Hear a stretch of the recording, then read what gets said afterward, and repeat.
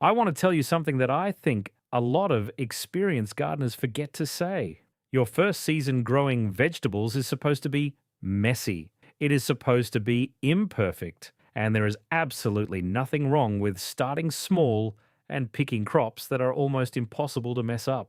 When I first got into gardening close to 15 years ago, I made the classic beginner mistake of trying to grow everything at once. I had tomatoes, peppers, melons, eggplant, corn, and about a dozen herbs all crammed into a space that could barely support half of that. By August, most of it was dead or dying, and I was convinced I just did not have a green thumb. The truth is, I did not fail because I lacked talent. I failed because I picked crops that have very specific needs and zero tolerance for beginner errors. There are vegetables out there that practically want to grow. They tolerate bad timing, imperfect soil, inconsistent watering, and all the other things that happen when you are still figuring things out. In this video, I am going to share 10 of those vegetables, explain the science behind why each one is so forgiving, and give you the specific varieties and techniques that will set you up for success even if you have never put a seed in this ground before. Stick around for the bonus tip at the end because it is the one piece of advice I give every single new gardener, and it would have saved me an entire season of frustration if I had known it from the start. The reason some vegetables are more beginner friendly than others comes down to what biologists call stress tolerance. Certain plants evolved in harsh or unpredictable environments and developed the ability to handle wide swings in temperature, moisture, and soil quality. Those are the ones you want in your first garden. I have selected these 10 based on nearly 15 years of growing them myself and recommending them to new gardeners who come to me for advice. Every single one has a proven track record of delivering results even when conditions are far from perfect. Let us get into it. The first one I want to talk about is radishes, and there is a fascinating reason why they are the perfect starter crop. Radishes are fast, forgiving, and almost absurdly easy to grow. The variety Cherry Belle is my top recommendation for beginners because it matures in just 21 to 25 days, which means you go from planting a seed to pulling a finished vegetable out of the ground in about 3 weeks. That kind of instant gratification matters when you are new because it builds confidence before you tackle anything more challenging. Radishes grow in USDA zones 2 through 10 and tolerate a wide range of soil conditions. The science behind their resilience is straightforward. Radishes evolved as quick colonizers of disturbed soil, which means they are genetically programmed to germinate fast, grow fast, and produce a harvestable root before competing plants can crowd them out.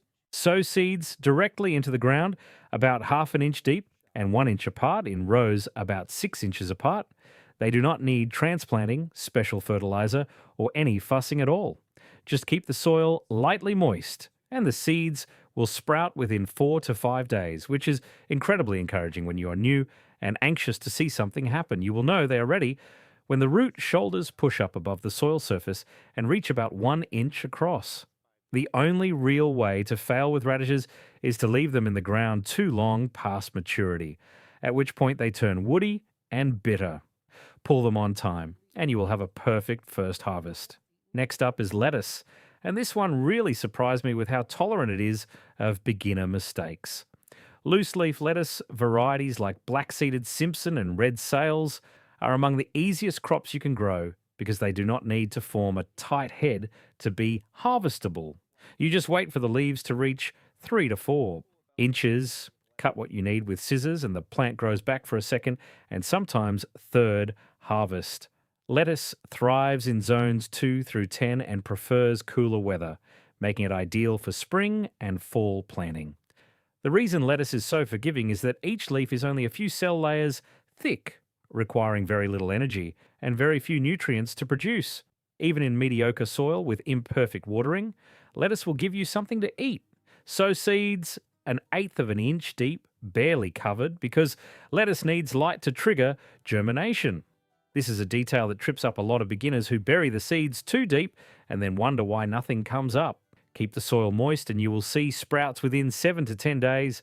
The biggest mistake beginners make with lettuce is planting it in the heat of summer, when it bolts quickly and turns bitter. Stick to spring and fall, and you'll be amazed at how easy it is. Number 3 on our list is green beans, and here is why they deserve a spot near the top. Bush beans, particularly the variety provider, are one of the most reliable crops in any garden. They germinate quickly, grow vigorously, and start producing pods in about 50 to 55 days. Bush beans grow in zones 3 through 10 and do not need trellising, which eliminates a whole layer of complexity for new gardeners. The science behind their toughness is that beans are legumes, which means they form a symbiotic relationship with nitrogen fixing bacteria in the soil. These bacteria convert atmospheric nitrogen into a form the plant can use, which means beans essentially make their own fertilizer. Even in poor soil, beans will feed themselves. This is why you will often see beans recommended as a first crop for breaking in new garden beds where the soil has not been amended yet. Plant seeds 1 inch deep and 3 inches apart after your last frost date. The one thing beans do not tolerate is cold, wet soil. So wait until the ground has warmed to at least 60 degrees Fahrenheit. Once they start producing, pick the pods every 2 to 3 days to keep the plant putting out new ones. I recommend bush beans to every beginner I talk to because the yield is generous and the effort is minimal. If you're finding this helpful, do me a favor and hit that subscribe button. I put out new videos every week breaking down the science behind growing better food at home. It is free, and it means you will not miss the next one. All right, let us keep going. The fourth pick is zucchini. And let me tell you why I think this one belongs on every beginner's list. Zucchini has a reputation for being almost too productive, and that reputation is well earned. A single healthy plant can produce 5 to 10 pounds of fruit over the course of a season. The variety Black Beauty is a classic for beginners because it is vigorous, disease-resistant, and produces dark green fruit that is easy to spot among the large leaves. Zucchini grows in zones 3 through 10 and loves warm weather.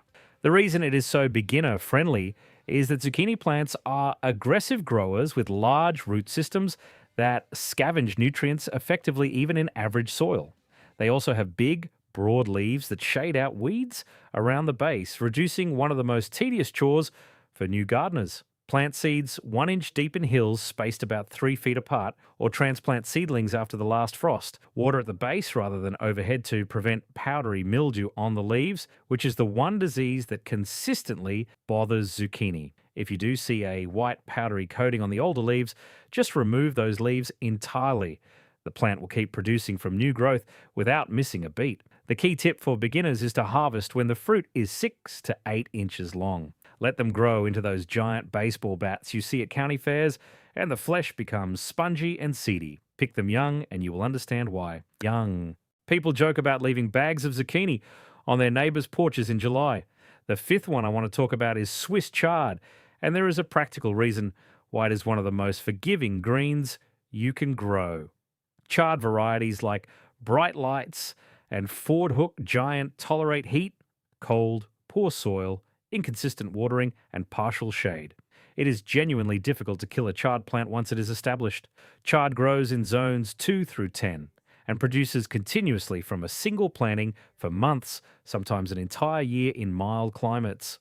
The biology behind its resilience is that chard has a deep taproot that reaches moisture and nutrients well below the surface, making it far less dependent on your watering schedule than shallow-rooted crops like lettuce. Plant seeds 1 inch deep and 6 inches apart. Harvest by snapping off the outer stalks at the base when they reach 8 to 10 inches. And the plant keeps pushing new growth from the center. The colorful stems of Bright Lights, ranging from red to orange to yellow, also make chard one of the most visually rewarding crops in the garden. I have had beginners tell me that chard was the plant that made them believe they could actually do this. Next up is cherry tomatoes, and this one really earned its place through sheer dependability. Full-size tomatoes can be finicky, as I have covered in other videos, but cherry tomatoes are a completely different story. Varieties like Sun Gold and Sweet Million are vigorous, disease-resistant, and produce enormous quantities of small, sweet fruit that ripens fast and keeps coming all season. Cherry tomatoes grow in zones 3 through 11 and tolerate more neglect than their larger cousins because the small fruit size means less energy per fruit and faster turnaround from flower to harvest. Where a big beefsteak might take 80 days to ripen its first fruit, a cherry tomato like Sungold can start producing in 60 days and will not stop until frost shuts it down. The plants are less susceptible to cracking and blossom end rot, two of the most common problems that frustrate beginners growing larger varieties. Plant transplants after your last frost date bury the stem deep to encourage extra root growth and provide a sturdy cage or stake because these plants grow tall and heavy with fruit. Water consistently, and you will be picking handfuls of tomatoes by midsummer. I always tell new gardeners to start with cherry tomatoes and work up to the big heirlooms once they have a season or two under their belt. Number 7 on our list is cucumbers, and here is why they deserve a spot. Bush cucumber varieties like Space Master and Bush Champion are compact, productive, and quick to mature at around 50 to 55 days. Cucumbers grow in zones 3 through 11 and thrive in warm weather. The reason they are beginner friendly is that cucumber plants are fast growers with high germination rates, which means you see results quickly and rarely have gaps in your row from failed seeds. Plant seeds 1 inch deep and about 12 inches apart after soil temperatures reach 65 degrees Fahrenheit. Provide a small trellis or tomato cage for the vines to climb, which keeps the fruit off the ground, reduces disease pressure, and makes them much easier to spot and harvest. Growing vertically also saves space, which is a real advantage if you are working with a small garden or even just a few containers on a patio. The one thing cucumbers need is consistent moisture, about 1 inch of water per week. If the soil dries out during fruit development, the cucumbers will taste bitter because the plant produces cucurbitacin, a stress compound in response to drought. Keep the water steady and you will get crisp, sweet cucumbers with very little fuss.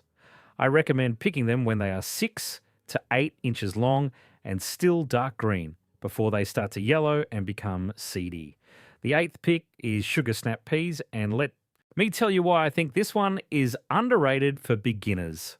Sugar snap peas, particularly the variety sugar snap, are one of the easiest crops to grow in cool weather. They go directly in the ground in early spring, 4 to 6 weeks before your last frost date, which means you can be gardening while your warm season crops are still waiting. Peas grow in zones 2 through 9 and actually prefer temperatures between 55 and 65 degrees Fahrenheit. Like beans, peas are legumes that fix their own nitrogen, so they thrive in average soil without extra fertilizer. Plant seeds 1 inch deep and 2 inches apart, along a simple support like a section of chicken wire or a few stakes with string. Peas climb by wrapping delicate tendrils around whatever they can reach, so even a rough trellis made from sticks and twine works perfectly well. You do not need anything fancy. You will know the pods are ready when they are plump, bright green, and snap cleanly when you bend them.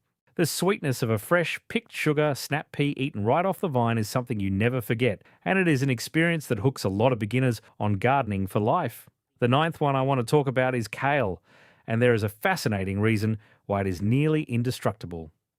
Kale varieties like Lacinato and Red Russian are cold hardy down to temperatures that would kill most other vegetables, surviving well into the 20s Fahrenheit without any protection.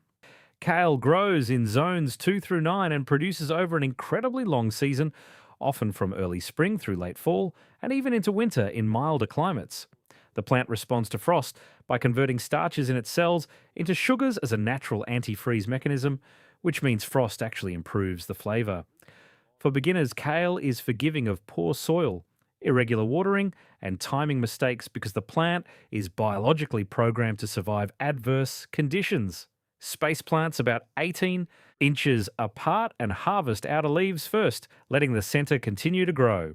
Do not strip the plant bare. As long as you leave the top cluster of growing leaves intact, the plant will keep regenerating. A single kale plant can produce for 6 months or more with minimal attention. I have seen kale survive neglect that would have finished off most other crops in the garden and still come back producing beautiful leaves as if nothing happened. Next up is green onions, and this one really rounds out the list because of how simple and versatile they are. Scallions from the variety Evergreen Hardy White reach harvestable size in about 25 days from seed and grow in zones 3 through 9. Green onions require almost no space, tolerate partial shade, and can be tucked into any gap or corner of the garden. The reason they are so easy is that you are harvesting the green shoot and slender shank, which requires minimal energy for the plant to produce. There is no bulb. Formation. No curing and no complicated harvest timing. Sow seeds a 1/4 inch deep and 1/2 inch apart. When the tops reach 6 to 8 inches, pull them and eat them. You can also regrow green onions from kitchen scraps by placing the root ends in a glass of water on a sunny windowsill, which is a great way to get started before you even have a garden bed prepared. I suggest green onions to every new gardener because they fill that satisfying gap between planting and waiting for the bigger crops to come in. Now, this is something I stumbled onto during my very first season, and it is the single most important piece of advice I give to anyone just starting out. The tip is to start with just 3 to 4 crops in your first year and master those before adding more. I know that sounds boring compared to planting an entire catalogue of vegetables, but here is the science behind why it works. Gardening success is built on pattern recognition. You need to learn what healthy looks like versus stressed, what properly watered soil feels like, and how each specific crop responds to your local conditions, your soil, your climate, your microclimate. When you grow 40 things at once, every problem looks the same and you cannot isolate what went wrong. When you grow 4 things, you learn their rhythms intimately. You notice the early signs of trouble. You start to understand cause and effect in your specific garden. By my 3rd season, I had built up enough knowledge from focused growing that I could confidently add new crops each year without being overwhelmed. That methodical approach is what turned gardening from a source of frustration into the most rewarding thing I have ever done. Start small, learn deeply, and expand from a position of knowledge rather than guesswork. Trust me on this one. It is the fastest path to becoming the kind of gardener who can grow anything. That is everything I have for you today. Gardening is one of those things where the more you learn, the more you realize there is to discover. And the journey is honestly just as rewarding as the harvest. If you found this helpful, hit that subscribe button so you do not miss the next one. Happy gardening, and I will see you in the next video.